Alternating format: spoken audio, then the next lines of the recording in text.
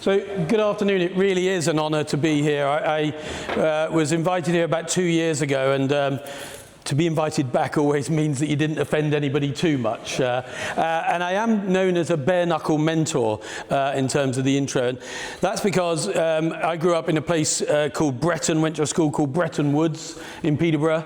Don't know if anyone knows it, but it was once called a demonized depository. So is that... I'll be too loud now. So yes, I grew up in Bretton in Peterborough. 5 generations of my family are from Peterborough. And Bretton Woods was called a demonized depository of social waste by an eminent Cambridge psychologist. And I remember being a young lad and saying to my mum, "Mum, what does that mean? What does that mean?" And they said, "Oh, don't worry, Mickey, it doesn't mean anything." I said, no, what are they saying? And they're saying, well, they're calling us waste. Some people will own those labels, but it made me angry. And that anger is, because my mum would always say, God bless her, you are no better than anyone else on this planet, but no one on this planet is better than you. And you can be anything you want to be if you set your mind to it. So much as we grew up in a caravan and in a council house, and sadly had an abusive stepfather, all of the things that we grow through will either make us or break us. And so I speak at a lot of schools because I want to help get through to those people so that I can pivot it to make them rather than break them, and get them to see that the challenges we go through are what make us strong, and it's a mindset that changes that. Anyway, I went on and I was very ambitious, a paperboy, Saturday lad, summer job at the local newsagents, and then a relief manager going around the country. And then I got my own business. I was very hungry to have my own business, which I started at 23. At 27, I talked my wonderful wife into leaving a really good job to come and work for me, because I was going to be the next big retail king and hospitality. It was a pizza business. And I was going to be really successful. 6 months later, we went bust. And I don't know, I'm blessed. That woman is still with me 38 years later. But we go through these things. I said, we'll go back and we'll live with my mum for a little while, and I'll give notice. I'd already bought a house, luckily. I said, I'll give notice to the tenants in there, and when their tenancies end, we can live in there, we can start again. Because you always can start again. It doesn't matter what age or what stage of life you're at, you can start again.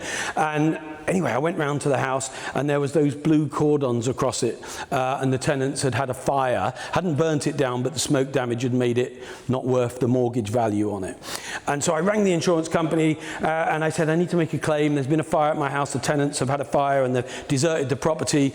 And they said, your insurance doesn't cover this. You're insured as someone who lives there. You're not a commercial insurance. And so I became homeless and bankrupt within a week. And my wife and I delivered pizzas on mopeds for 2 years, because I rang a friend and he said, don't worry, Mike, you can come and live with me and Nikki for a month, and then I'll pay you a month's pay, and at the end of that you'll have to get your own place because I love you, but not that much. I don't want you living with me. And we started again. And sometimes you just need someone to give you a hand up, not a hand out, but a hand up. And he said, Mickey, I want to tell you something, if I can be blunt. When the shit hits the fan of this, you will count your friends on one hand. And he said, but let me tell you something. If you can find one good friend every decade, you'll be blessed. We don't need hundreds of friends, which sometimes people feel. And he was so right. And, as I stand here today and see a network of people who just chatting, realize some of the people went to school together and have grown up together and have known each other. And this network is about building relationships. It's about helping each other out, maybe giving someone a pointer in the right direction. It makes a massive difference. And to be asked here with all the history that you've got, but to see how even since I last spoke, it's great to see so many more ladies in the room. And as someone who was brought up pretty much by a single mother and with 6 sisters and 2 daughters, I really want women to rule the world. But it's great to see the club being really respectful of heritage and history, but moving forward with the times. And when I was asked to speak, I said to, it was Michael O'Hagan who very kindly said, would you be willing to do that? I said, I'd love to do that. And it's like, what's not to love about it? And somehow we came up with the title of The Architecture of Success. And I thought architecture, and I thought about this beautiful building. And then I've done already quite a lot of events this year. As we start the year, it's really important to say, new start 2026. Is it going to be better than 2025? What are we going to do to make it better? And so on. And architecture is very much the same as business. When we go into architecture, we think, what do we want this building to look like? What do we want this business to look like? And we have to think about what the function of that will be. Is it going to be functionally deliverable, or is it going to be aesthetically beautiful as well? What are the costs? Can we afford those costs? We then have to go for planning. And that's a process in and of itself. We have to go through a process, a system to get that planning. And yet when I look at many businesses, and I've mentored over 1,000 in the last 20 years, I wrote a book 12 years ago with the system that I use called Failure Breeds Success. And having built business here, America, Australia, New Zealand, 18 European countries, I was asked to go on Secret Millionaire and tell that story about how I sort of went through the sort of rags to success, to failure, homelessness, and back to some success again. And I realized that success is a system. And that's why I called the podcast that. And I've spent the last several years interviewing people who have come from challenges, or gone through challenges, or come from nothing and built something incredible. From people who have maybe had lots and then lost it. One of the podcasts is with the wonderful Dame Mary Archer, who, Jeffrey got sent to prison, but she's a strong woman. She was chair lady of Adam Brooks and is chair lady of Cambridge Children's Hospital, which I'm a fundraiser for and love. And, the attitude that she's got, I said, what did you do after that? She said, well, you just got to get up and get on with it, haven't you, kind of thing. And that's the reality. And yet so often now, when I speak to mentees of all ages, people will say to me, oh, the government are crap. And it doesn't matter what colour the government are. People have been saying that since I've been involved in business. I'm 61 now, so for 4 decades. The government are crap. Yeah, but it's not their job to make you successful. Okay? Yeah, but my school was rubbish. So what have you done since?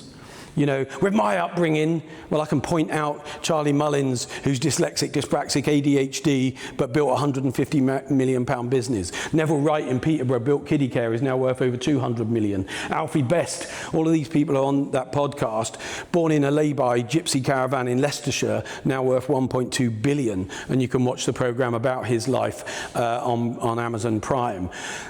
Anyone from any background can start again at any age. But the problem that most businesses have is they're waiting for the right weather, the right people, the right partners, the right funders, the right government. And the reality is, your success starts in the 6 inches between here. It is about that architecture of your mindset, your approach. But in the same way we approach a business, say, firstly, what do we want it to look like? When people start out in business, they have an idea of what they want it to look like. And if it's tough, they can sometimes settle for something less. So I want to build the Shard, but I'll settle for a bungalow after a few tough years, maybe. But what do you want it to look like? And then the other thing is, they seldom have a business plan. Do you know less than 30% of businesses, 70% don't, less than 30% of businesses have a business plan, a strategic map, a plan, even for 2026. They'll say, yeah, we want to grow sales this year, or we're thinking of opening an office in wherever this year, but they don't have a specific, this year we're going to double our sales to X. We're going to grow our profit within that to Y. We're going to get an average order value of this. We're going to get this many customers. We're going to grow another 4 products or services. And they don't have a clear plan. That's like setting off to come to my house, which is in the middle of the countryside, without putting it into a sat-nav. If you think you'll just find me because I'm near Peterborough, you could be looking for years. But if you put my postcode in, all of the anxiety drops away. It'll tell you, drive and take the next left in 100 yards. Go straight across at the roundabout in 2 miles. And if you follow that plan, you'll get there. And that sounds so simple and so easy. And yet if you're working without a plan, how do you know if you're even going in the right direction? You could be building really fast in the wrong direction. And when I speak to lots of businesses of all sizes, in any typical quarter, I'll be mentoring between 30 and 50 businesses. And at the moment, I've got a business that's just joined me. They're only doing £58,000 turnover. Equally, I've got a business, B&S Group, that are 600 million, and we've got a 2028 goal of getting to $1 billion. But the systems are the same. It's about, do you know where you are? What's your current state? Do you know where you want want to be, your future state?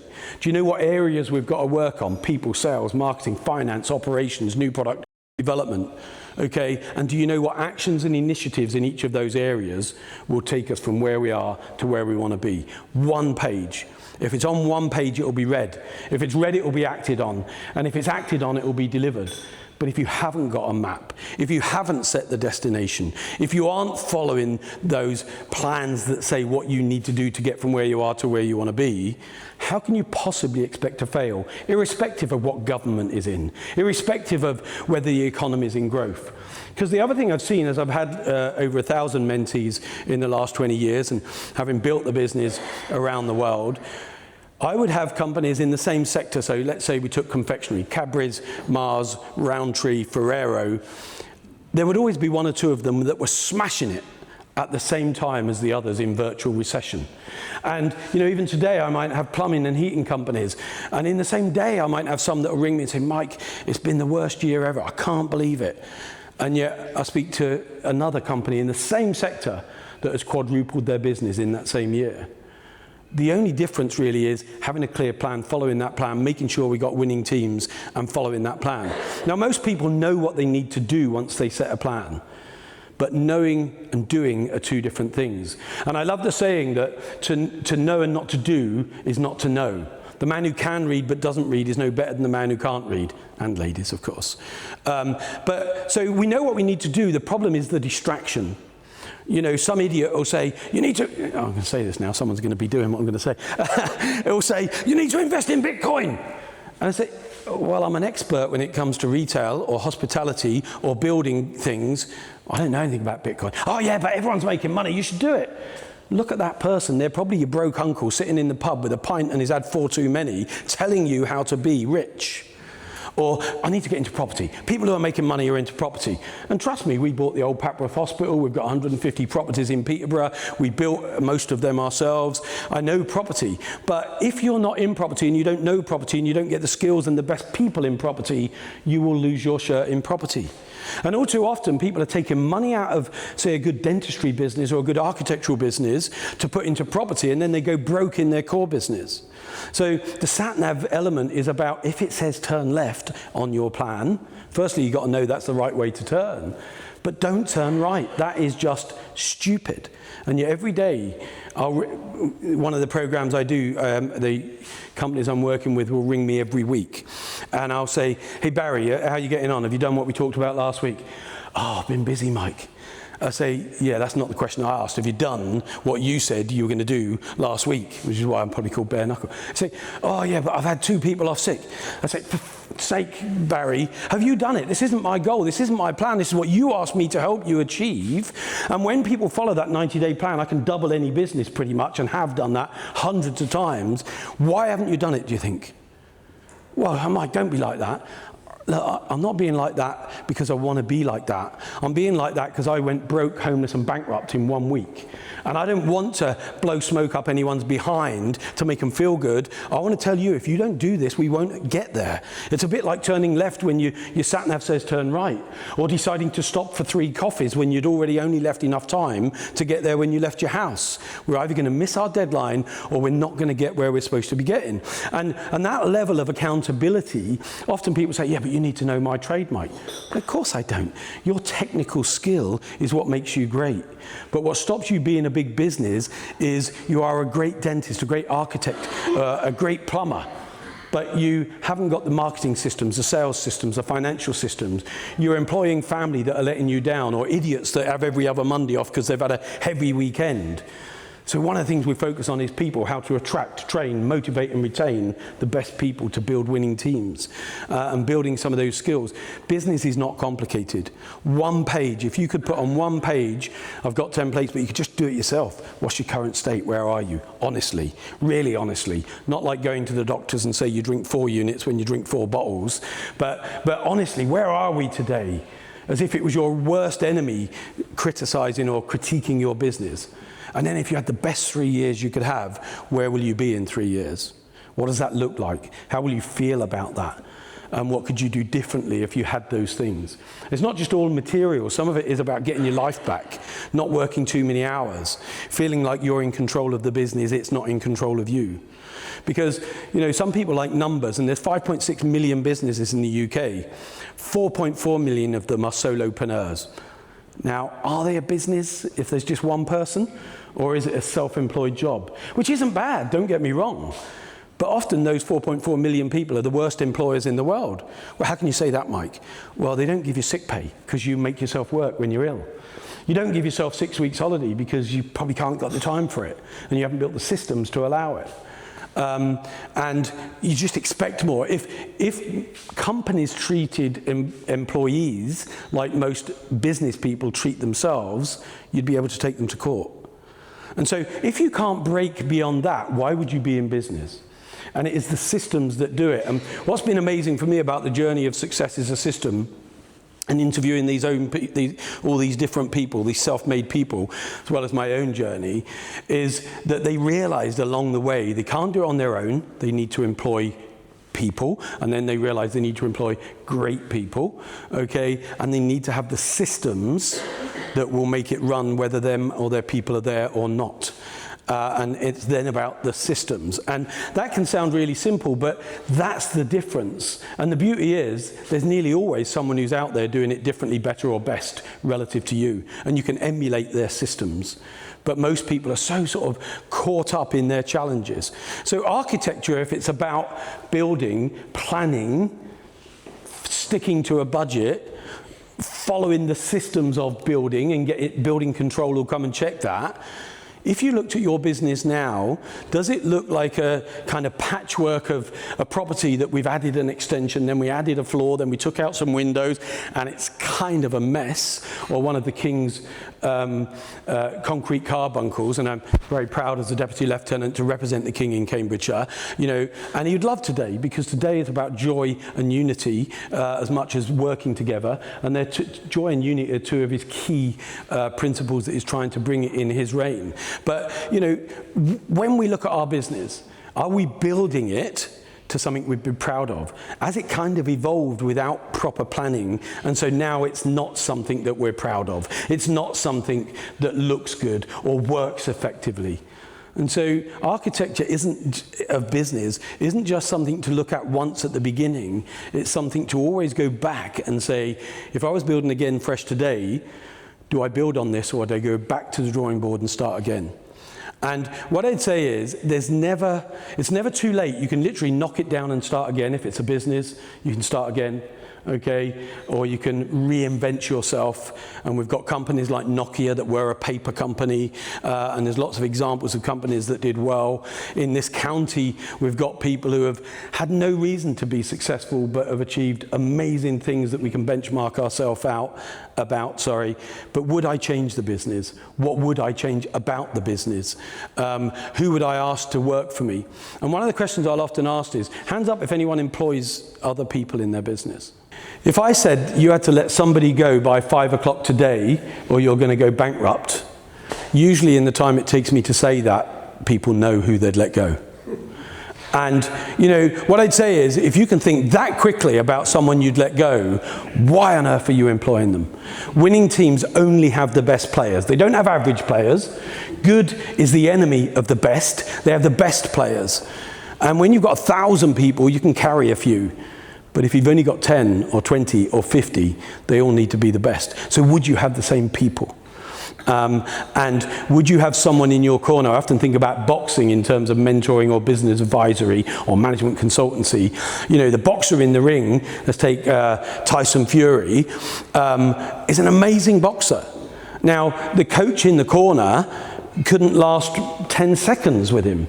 But the coach in the corner can see that he's dropping his hand and he's leaving himself exposed to a problem, okay? Or the opponent has got him running around the ring and is tiring him out. And he can't see that, but the coach, the mentor, the person who's watching what you're doing and advising you on how to do it differently or better or best can help you with that. So who do you go to? And often I'll say to people in networking groups, why don't you find an accountability buddy and say to someone, look, if I bought you a breakfast every month and told you about my business, and I'll happily do the same, could we spend some time getting ideas about how we could each advise each other, or get a mentor or a business advisor? But what I'd ask is leave you with some questions rather than a statement, and they are, if you were starting your business again and you had a fresh greenfield or brownfield plot, would you build the business you have now, or would you build it differently? Is there an opportunity to go back and change it to what you would want it to be? Would you build it with the people you're building it with now, or would you change those people around? And would you build it with not just the people you employ, but the partners, the bank, the lawyer, the accountant, the supplier? Because often the buggeration factor of changing stops us and makes us put up with bad partners, bad providers. Sometimes we just outgrow them. You know, if David Beckham as a footballer stayed with his Sunday League coach, he'd have never been a Premier League player. That doesn't make the Sunday League coach bad. It just means his role took him to that level. And sometimes accountants and lawyers and suppliers and partners and employees, if you think of a rocket that's going to jettison a booster at certain levels, some people were only ever meant to be with you to a certain altitude. And then they were meant to be jettisoned for the next booster to kick in. And if you don't jettison them and let the next booster kick in, that's going to be the altitude that your business settles at. So take a fresh look. We're at the beginning of a year. You could change this year, and I've doubled many businesses in 3 months with a plan, with a focus, with the discipline and the accountability to stick to that plan and focus. But it starts with taking a fresh look at the structure that you've built and the people you built it with. I'm happy to take any questions if anyone has got any. Thank you.